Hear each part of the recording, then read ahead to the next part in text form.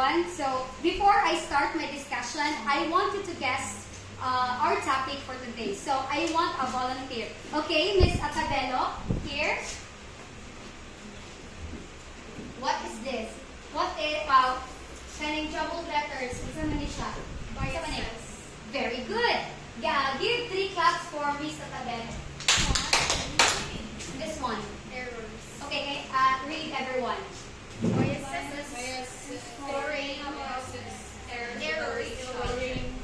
Okay, very good. Mauli atong topic for today.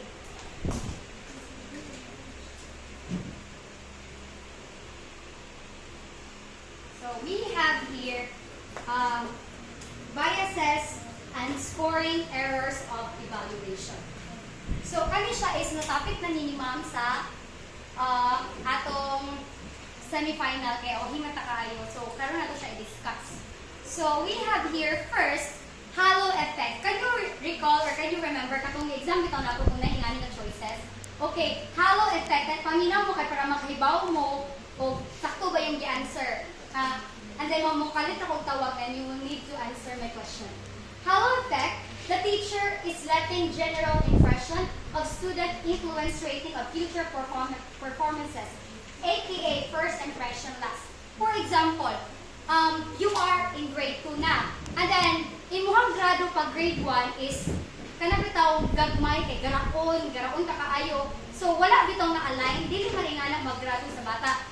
Dili kay kanang ang siguro ako teacher ko sa grade 2 niya ang dungog na niya kay kanang kana bata ka garaon agamayan mo kunin mo grado. So dili ingana that impression plus kanang kung sa tan-aw nimo siguro kani hinuon ni bataan ni dako ni na grado. So dili ingana mag-grado as a future educator. So we have here contamination effect. Kindly read. It is a present with a judgment.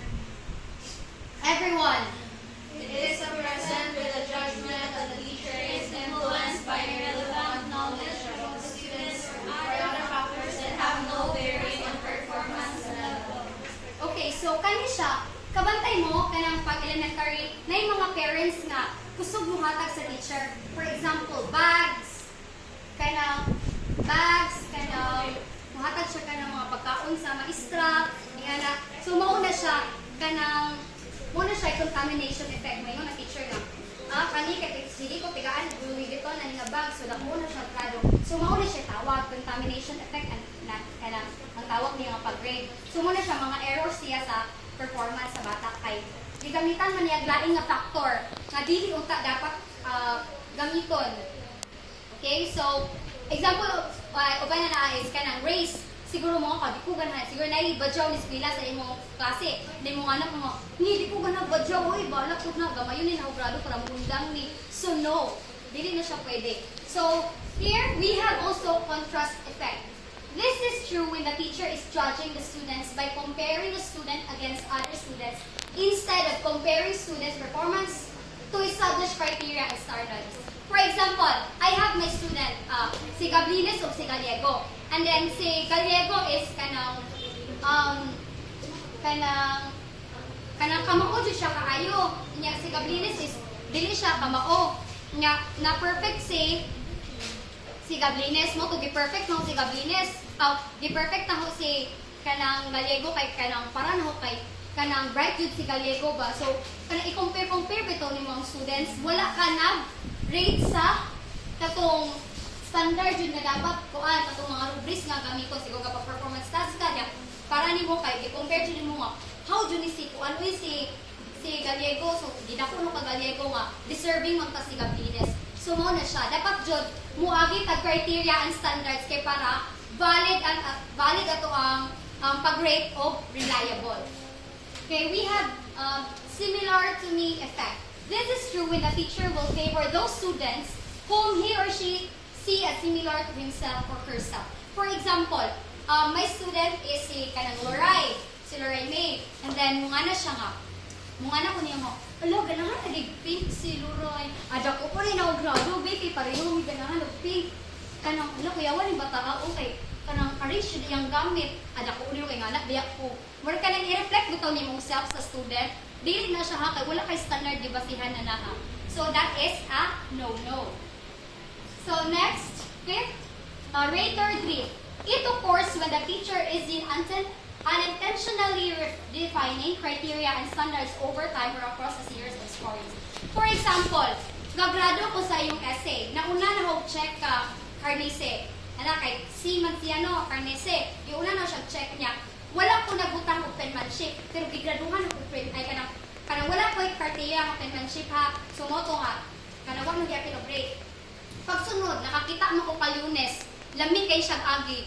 Moto nga gibutang mo ng penmanship plus 5 penmanship. So no, dili dapat mag-usog-usog imong criteria. To avoid this one, naadyo kay scoring rubrics, either holistic or analytic. For me, kanang mas prefer ko sa analytic kay makuan bitaw ang pag-grade sa student. So mo na siya no rater drift, mukalitar ambak bitaw nga na. So we have here leniency error. In this situation, the teacher has tendency to judge a performance better or lower than the grade it deserves. So, kuan siya kanang dili bitaw mao yang pag-rating.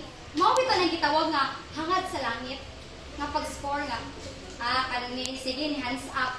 Nya wa ka garo na ba yung di hands up kay di mao ang answer. So yung sige ni hands up dako ni na grado. So dili na siya maoha kana magpataka-taka ra ka grado, either gamay ba imong ihatag or kanang nindot na grado. This happens when the teacher scrutinizes the output through or doesn't paying attention to details. Kana magpapataka-taka ang maestra. Wa siya gibasihan nga standards. Unya, kanang muhatag siya similar, usahay, depende sa ang tempo ba mang. Karon magdako og grado. Ugma, gamayon ako na ako, kanihatag naman kong gagpo og grado. So, mataka-taka iyang pag-answer mo ni siya hangad sa langit. And then 7, we have severity error. Kahinungdong ba mo ani katong nasa choices ni ma'am? The teacher has the tendency to use low end of scale only. Most of grades are low. Kalapit ang mga maestra nga terror. Kalapit ang mga maestra nga kani, di ko ganahan ay magdagdag ko kay napit kasagaran ko na feel na ako kay kanang ganahan bitaw siya kanang di siya gusto ma-absent sa students. Ngana ako nasa unahan ni like kanang hilig siya maggama o gamay siya. Mahadlok siguro siya ma-question sa head nila mo nga agad mayon talaga raon bitaw ni sila. So mga na kanang dili siya hilig mo kuan kanang rubrics yun nga rubrics hilig lang niya nga gagmay. Kay mahadlok siya nga muhatag og tagko. Okay, we have here generosity error. The teacher uses high end of scale only. Most of the grades are high. So, ang teacher is kanang mahadlok po siya mo hagong student. Is it kanang mahadlok siguro siya? Di ba kung kanang naigagmay, naidako, di ba ipatawag man na sila nung kanang gamay man si Gablines, yung gamay man si Padero, di ba ipatawag sa mo. Kanina si kain na teacher kanang buutan, sobraan siya kabuutan ba? Nga feel ko na naitapuan siya kay mahadlok siya ipatawag ba kay generosity mga dagko og kanang score iya mga students even if dili deserving bitaw ang student ka makadawa dako lang gyapon mura pas ko kanunay. So we have here also central tendency error. The teacher has a tendency to avoid both extremes of the scales of the grades, neither very high grades nor very low grades. Most of the grades are in the middle scale. So kani sila nga teacher mahadlok sila muhatag og kinaubsan, mahadlok pud sila og piladakan. Naadyo sila sa tunga-tunga, pilabe tunga-tunga. Kalines nga mga score. Unsa may basis nga number? O di ba walay basis? Kanang ang teacher magbuot nga basta kay nasa middle ilang row na nga. Kani. Pero paano kay mga tuan siguro ni mga 80? Di ko siya taas, kaya na taas, di ko siya low kasi 70, 75. Mga ingana, 83 nga na. Ang teacher ni mahalok siya nga mo-grade o kubos, mahalok ko siya mo score o babaw. And that's all. Thank you. So we will have our